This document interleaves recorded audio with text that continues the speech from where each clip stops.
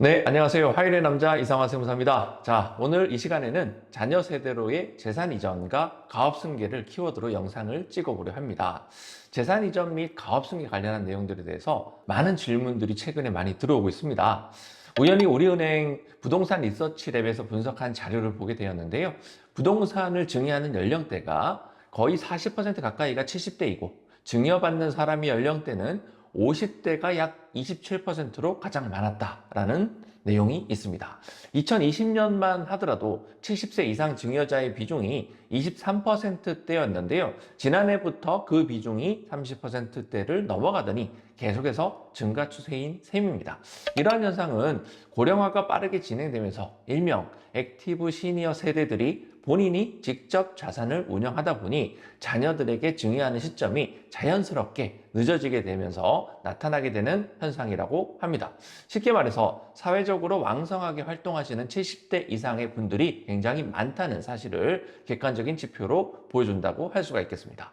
경제력을 갖춘 시니어 세대가 많다는 것은 사회적으로 봤을 때에는 여러 가지 긍정적인 요인들도 많지만 세금적으로만 접근해 본다면 부모 세대에 읽어놓은 재산을 자녀 세대로 이전하기 위한 적정 시기를 놓치게 되는 측면도 분명히 있다고 할 수 있습니다. 그래서 이 영상을 시청하시는 시니어 세대의 대표님들께 한 가지 제안을 드려보고 싶습니다. 더 늦기 전에 자녀에게 모든 재산을 증여하라는 말씀을 드리려는 게 아니죠. 제안을 드리고자 하는 내용은 대표님의 재산 구조를 재정립해보자는 것입니다. 만약에 대표님의 재산 보유 현황이 비유동 자산인 부동산에만 거의 집중되어 있으시다라면 이 구조를 현금성 자산으로 대처해 보시는 게 어떨까요? 즉, 재산을 현금화하자는 것인데 부동산 등의 비유동 자산을 현금화하는 가장 쉬운 방법은 제3자에 처분하는 것입니다. 그 제3자의 범주 안에는 자녀도 들어간다는 부분인 거예요. 만약 자녀가 취득하는 것이 여러 가지 사유로 도저히 불가능한 상황이라면 제3자에게 부동산을 처분하고 현금을 보유하고 사용하시다가 나중에 자녀에게 현금 증여하는 것도 나름 괜찮은 의사결정 방법이 될 수 있겠습니다. 하지만 부동산의 가치 상승이 충분히 예견되어 있는 지역이다라고 한다면 대표님께서 이 부분을 제3자에게 판매를 한다라는 부분보다는 가지고 있고 싶다라는 생각이 더 간절하게 들 것입니다.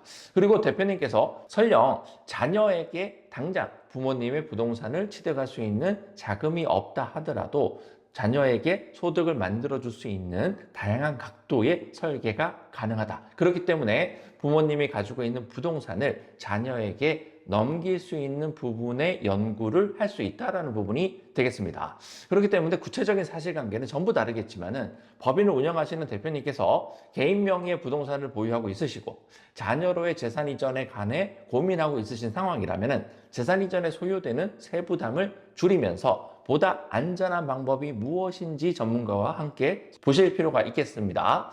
한편 법인 대표님께서 보유하고 있으신 법인의 주식은 굉장히 높은 재산적 가치가 있음에도 불구하고 현금화가 굉장히 어렵겠죠. 그래서 이런 상황에서 가업승계 증여 특례와 가업 상속 공제에 대한 내용을 알게 되시는 경우가 많습니다. 그래서 막연하게 이 방향으로 가닥을 잡고 이렇게 설계를 하게 되면 세금이 없을 것이다. 희망회로를 돌리면서 이렇게 가고 싶다. 이런 생각을 많은 분들이 가지시게 된다는 부분인 거죠.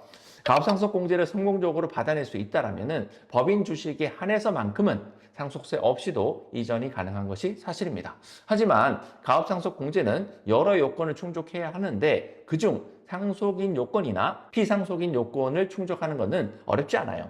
그래서 모든 분들이 이 부분까지는 충족이 다 됐는데 최근의 사례를 좀 살펴보다 보니까 승계 구조라든지 5년 채우는 부분은 차치한다 하더라도 가업상속 공제의 대상에서 빠지는 업무무관 자산에 대한 이슈가 있다라는 부분인 거예요. 예를 들어서 회원권을 가지고 있는 회사라든지 이런 부분이 사업성이냐 사업성이 아니냐 라는 부분들, 그리고 현금성 자산이 또 유독이 많다라든지 아니면 임대용 부동산이 많다라든지 이런 부분은 가업상속공제 대상에서 빠지게 되기 때문에 이 부분에 대한 이슈와 상속공제 이후에 사후관리 리스크까지 같이 플러스가 된다라고 하면은 가업상속공제에 있어서 전액을 다 받아내기는 어려울 수 있다. 그렇기 때문에 사전에 충분히 검토하고 시뮬레이션 할 필요가 있고요. 중소기업을 운영하시는 경우라면은 가업승계 증여 특례와 가업상속공제가 아니더라도 다른 방법을 충분히 찾아볼 수 있기 때문에 조금 더 시각을 달리 보실 필요가 있다는 부분인 거예요.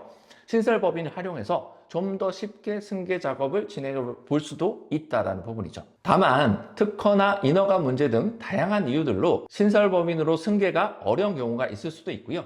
신설법인 활용이 가능하다 하더라도 기존 회사에 누적되어 있는 잉여금과 회사 보유 부동산은 여전히 해결하지 못한 숙제로 남아있게 되겠습니다. 그렇기 때문에 여러 사실관계와 리스크를 확인해보고 가업상속공제와 신설법인 두 가지 솔루션을 가지고 적절하게 혼합해서 시도해볼 필요가 있다. 한쪽에 몰빵해서 갈 필요가 없다는 부분이에요.